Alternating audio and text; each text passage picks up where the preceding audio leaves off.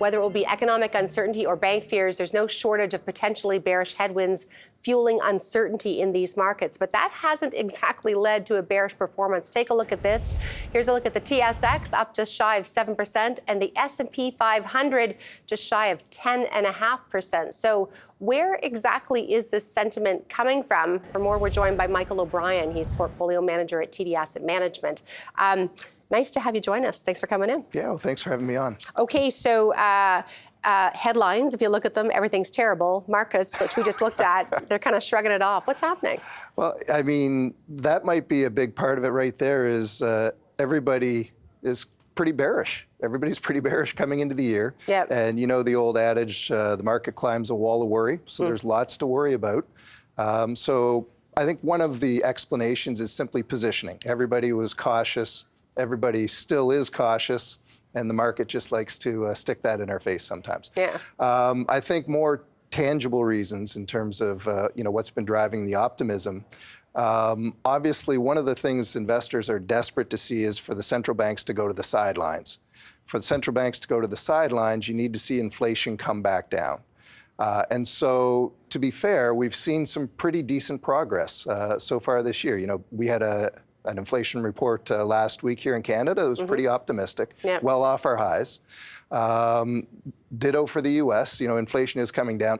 The problem is investors, in my opinion, seem to be trying to move too quickly to discount this. It's a long way. So the good news is we've gone from 8% to 4% in inflation.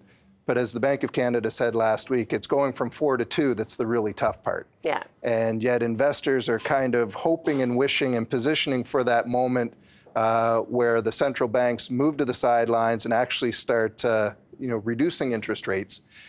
Personally, I think they're getting ahead of themselves. I think that's much further off in the future than you would believe if you look at how the market's performed so far this year. That's interesting, yeah. It's an impatient market. We expect everything now, and some things might be taking a little longer, to your point. Yep.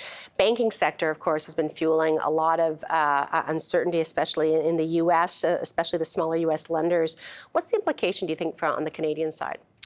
So I think the short answer here is the specific issues that have really got people concerned south of the border with the smaller U.S. regionals revolve around stability of their deposit bases. Yeah. If you look at the Canadian situation, very, very different. I'm not concerned about the stability of our deposits. We actually have public data through the end of February where deposits in Canada among the big six are still growing. So I think that concern isn't applicable. What we have seen the last couple days here, obviously, with bank earnings season starting, we've seen a mix of small and large U.S. banks report. So J.P. Morgan and Bank of America on the top end, with a number of regionals sort of in the smaller end. My guess is when the Canadian banks start to report in about a month later in May, their numbers are going to look a lot more like what we've seen out of the J.P. Morgans and the Bank of Americas, as opposed to some of the regional banks, which are showing some stress. Interesting.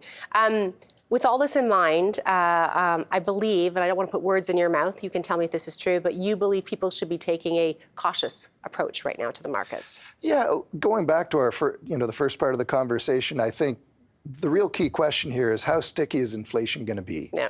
And the stickier inflation is, the longer the central banks have to keep restraining the economy, restraining financial conditions.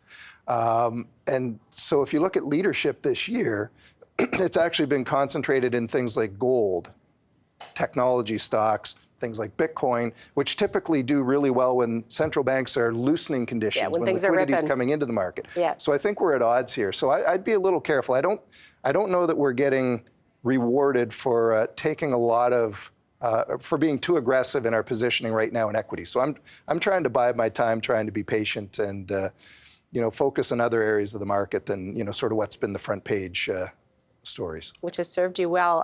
If you talk about specific names that you find are interesting right now, I know you've got three that you brought to talk about. The first one's Dollarama.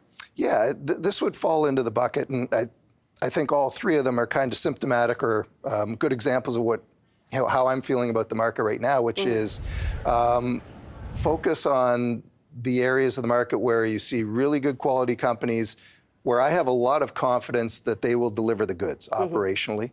I don't think this is the time to take a flyer on some names where you're not quite, you don't have that same level of trust. So Dollarama, they just reported last week, super results, very sturdy operators, and they occupy such a unique space in the Canadian retail landscape, that value retail proposition. Yeah.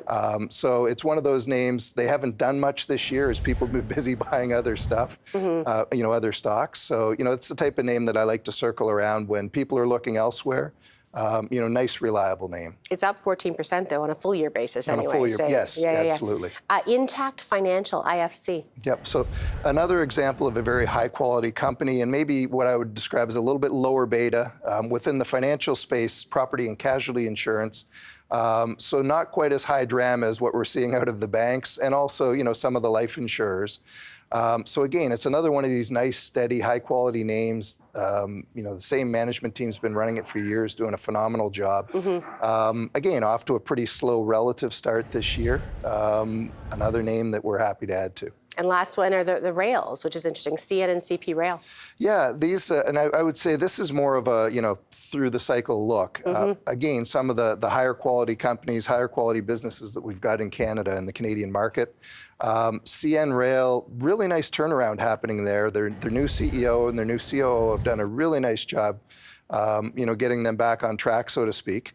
Whereas CP Rail, it's a really interesting juncture here. Just last week, they closed an acquisition to buy Kansas City Southern. Yep. This is a real transformational acquisition. And when you look at CP and Kansas City Southern, the combined network, it's really going to open up a lot of doors for this company. Very interesting. Mike, it's always great having you on. Thanks so much. All right, thanks for having me.